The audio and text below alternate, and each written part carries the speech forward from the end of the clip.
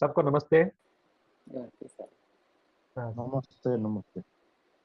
तो आजकल मैं ग्रुप में देख रहा हूँ, कई लोग ऐसे मैसेज डालते हैं, half an hour yoga, half an hour walking. Means awareness तो बढ़ रहा है, अच्छी बात है, बहुत अच्छी बात है। मुझे बहुत खुशी होती है जब कोई योगा सीखने आता है या फिर करते रहता है। तो मैं 16 साल का जब था, मुझे अपेंडिसाइटिस हो गया था। तो without surgery I got it cured with the help of yoga. तो उस दिन से मैं, जब मालूम पड़ा कि appendicitis is no more with me, तब से मैं कर रहा हूँ। एक दिन में नहीं चुकता। तो 48 प्लस इयर्स का एक्सपीरियंस है। अभी भी सीखता हूँ। जब बच्चे करते हैं, they are very flexible as compare to we people. तो उनसे सीखने की कोशिश करता रहता हूँ, जो एक्सट्रीम पोजेस है वो। तो एक्चुअली योगा के बारे में जो मैं आपको बताना चाहता हूँ, it is not only inclusive of asana. इसमें सिर्फ आसना नहीं है, आसन नहीं है। ये तो अष्टांग योग है, जो 8 लिम्स बोलते हैं उसको, जो पिलर्स होते हैं योगा के। एक तो यमा होता है, यमा माने मॉरल कोड्स, नैतिक मूल्य जो होते हैं वो। दूसरा है नियम, नियम माने सेल्फ डिसिप्लिन। और तीसरा है पोस्चर्स, एक्चुअली आसना। और चौथा है pranayama. Pranayama is nothing but controlled and extended breath process. Pratyahara is the fifth one, which is withdrawal of senses. उसको कहते हैं कि आप परे रहना, परहेज रहना या फिर परे रहना, जो भी सेंसेस होते हैं उससे। धारणा होता है सिक्स वन। धारणा यानी कॉन्सेंट्रेशन, फोकसिंग करना। और सातवां है ध्यान। ध्यान माने मेडिटेशन, उसमें चिंतन आता है और ध्यान भी आता है। आठवां और लास्ट है वो समाधि। समाधि माने वो सेल्फ यूनियन, या फिर अपने आप से जुड़ जाना या फिर एक हो जाना। That is ultimate thing. तो ये 8 पिलर्स हैं योगा के। उसमें आसना के बारे में बताना है तो आसना इज नथिंग बट स्थिरम सुखम आसनम। जो पोस्चर आप करते हो या फिर हम करते हैं, उसमें स्थिरता होनी चाहिए, स्टेबिलिटी। एंड सुखम मीन्स प्लेजर। ये मतलब नहीं कि आप पूरा एक्सट्रीम कोर में जाके कहीं मसल पुल हो गया या फिर कहीं दर्द होना शुरू हो गया। That is not called asana. Asana means the posture should be very at ease, plus with immense pleasure, with a combination of breathing process। ये आसन होता है। इसके बेनिफिट्स के बारे में बताएं तो it is beneficial for physical point of view, mental and spiritual also. Physical माने आपकी बॉडी बहुत तंदुरुस्त रहती है, कोई प्रॉब्लम नहीं होता है, इलनेस नहीं होता है, डिसीज कोई आती नहीं है। Now I am running 65। I don't have any kind of illnesses like blood pressure, sugar or something like that. No mental stress is there, nothing। और मेंटल माने वो स्ट्रेस नहीं होता, मैंने आपको बता ही चुका हूँ। तो तीसरा होता है स्पिरिचुअल। स्पिरिचुअल माने जो ऑलमाइटी गॉड है, उसके साथ जो अ, अ, संबंध बनाना होता है, उसके लिए ये योगा बहुत काम आता है। So the benefits are physical, mental and spiritual. उसमें एक दूसरा प्रकार भी आता है, हठ योगा। हठ yoga is the other model of yoga which is recently discovered. इसमें हठ माने 2 अक्षर होते हैं, ह और ठ। ख इज रिलेटेड टू सन, सूर्य से संबंधित रहता है। ठ means moon. There are actually 3 portions और नाडीज आर देयर इन और ह्यूमन बॉडी। इडा और पिंगला और सुषुम्ना, ये 3 नाड़ियाँ जो होती है, उसमें से इडा और पिंगला जो होता है, they are connected to sun and moon. और हठ योगा जो होता है वो that is inclusive of shat karma. उसमें 7 कर्मा होते हैं, 7 प्रकार के कर्मा होते हैं। जैसे नेति होती है, नेति माने जो अपना रेस्पिरेटरी ट्रैक होता है, नासल पैसेज या फिर माउथ का पैसेज होता है, वो उसको क्लीन अप करना। दैट इज नेति। इसमें पानी से होता है, दूध से होता है, घी से होता है, या फिर सूत्र यानी धागे से होता है।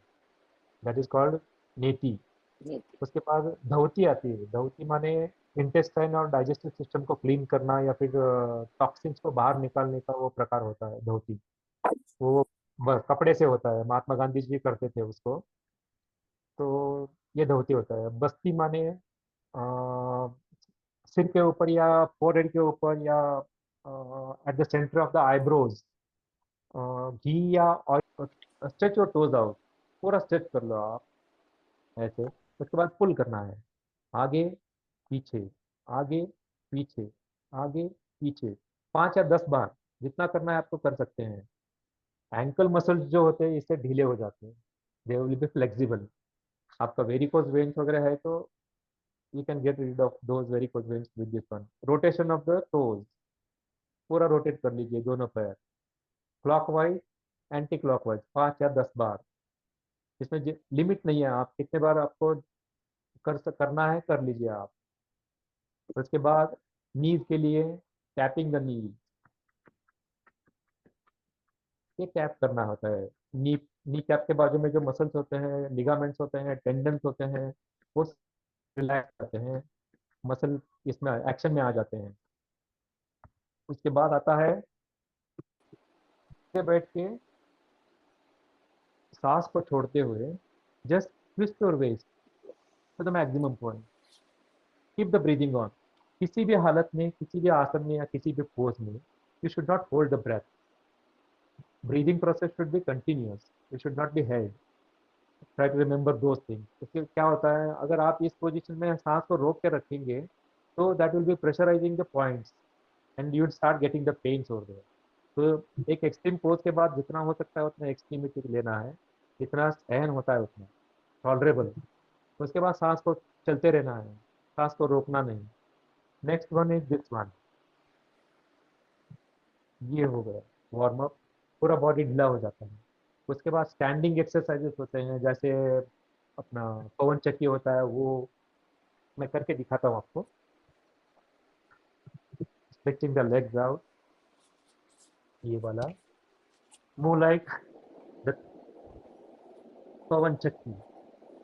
ये 10 या 15 बार जितना हो सकता है कर सकते हैं। उसके बाद chair pose, this is chair pose. The muscles of the thighs and the calf will be very strong with this pose। आप इसमें ऐसे रख सकते हैं।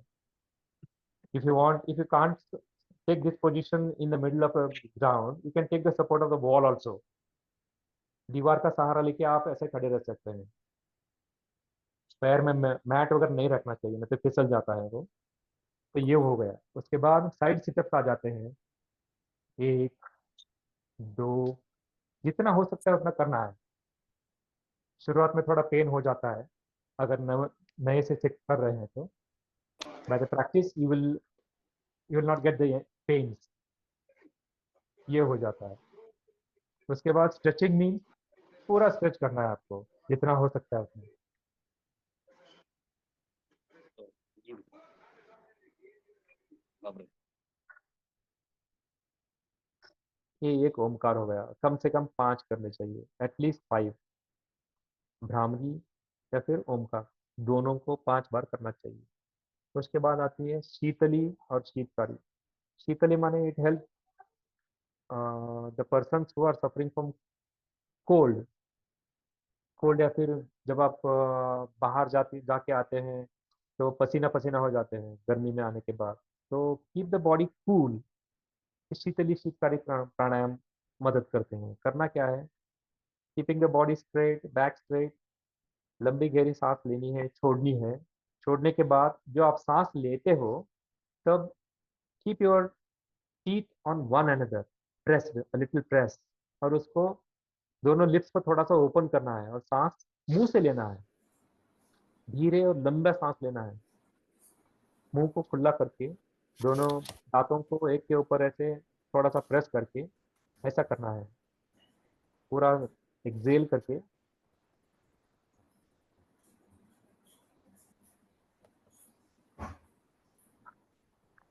पूरे बॉडी को और अपने बॉडी टेम्परेचर को मेंटेन करता है।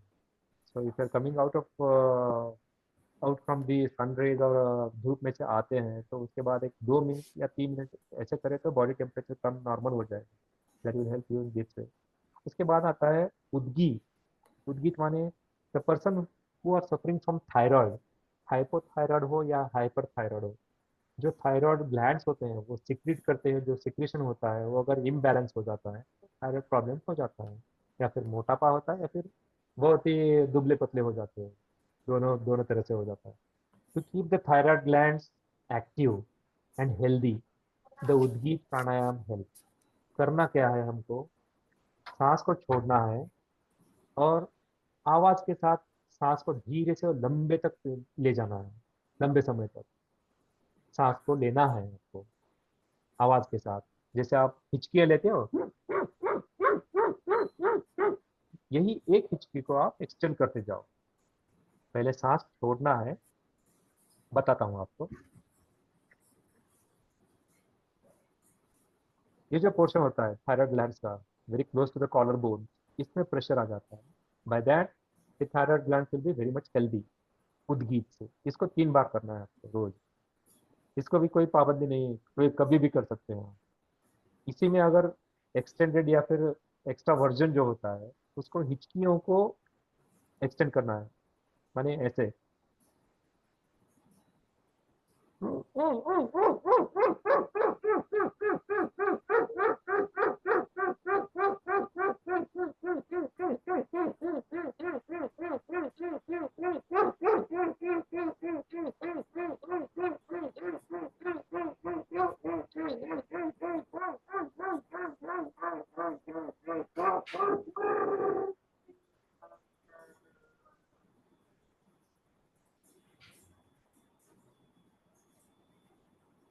धीरे से सांस छोड़नी है। ये प्राणायाम के प्रकार प्रकार हो गए। Hope you are enjoying, all of you are enjoying.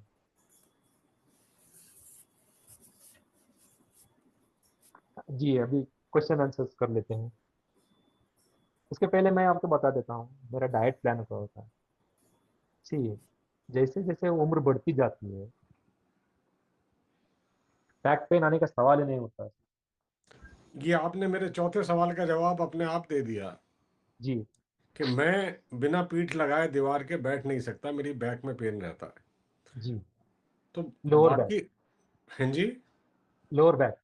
Lower back, L4 L5 मैं ये सब नहीं जानता। करवा लीजिए ना। लोअर बैक पेन ऐसे ही नहीं करना चाहिए, मुझे माने डिले नहीं करना चाहिए चेकअप में। L4 L5 क्योंकि जो स्पाइनल कॉर्ड का जो होते हैं। बहुत सारी एक्सरसाइजेज मैं करता हूँ रोज, जी। लेकिन जो बैठे वाली है वो एक्सरसाइजेज करना थोड़ा डिफिकल्ट होता है।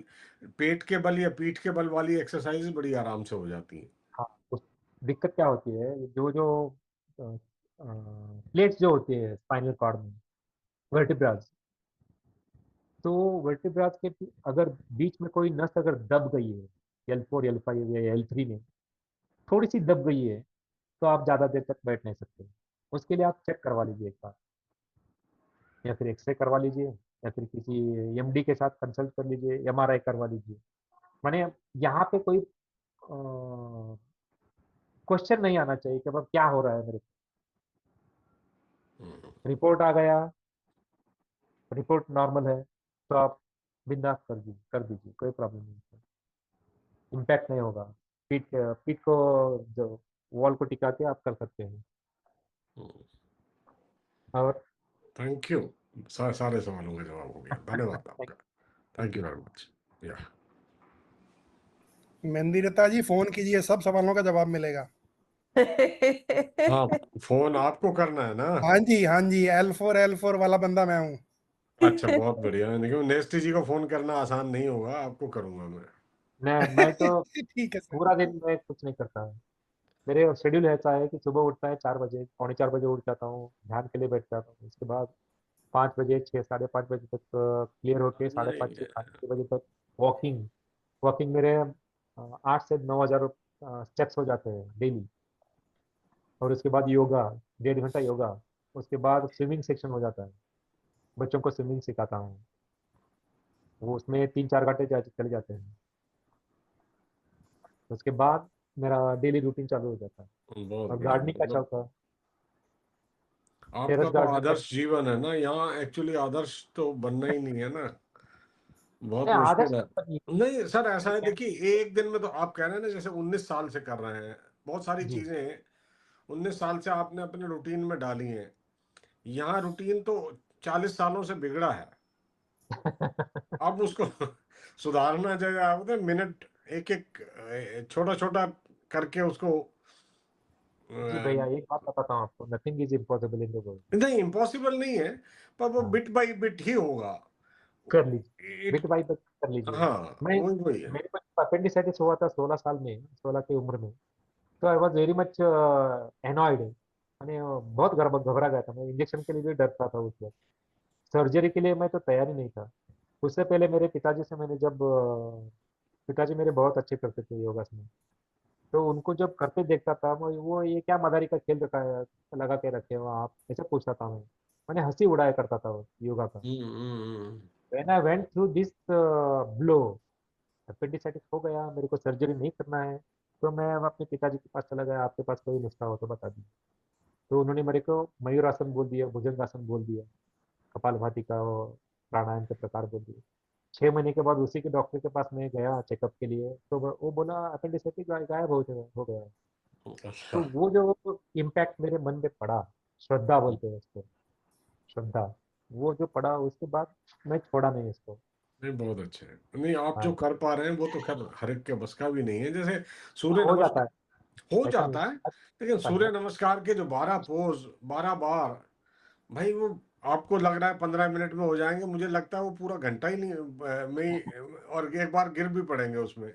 दो कर लीजिए, धीरे धीरे हाँ दो जी हाँ कर जी, लीजिए। वो बहुत दो अच्छा, आपने तो सब कुछ अच्छे से बताया। कछुए थैंक यू और सो खरगोश मच। का स्टोरी तो आपने सुना ही है, slow thank and you. Steady race. Thank you. Thank you very to I much. Wish all of you very best of luck, very thank you. Best health, right. दीर्घायु बनिए, स्वस्थ रहिए, निरोगी रहिए, बस। Thank you. So thank you, nice. Thank you. Thank Thank you. you so much, Sunil sir. That was really inspiring and motivating. हमें I think अभी से ही शुरू करना चाहिए हम सबको। जरूर करिए, कोई भी सवाल हो, डाउट हो, मेरे को बिंदास फोन कर सकते हैं कोई भी।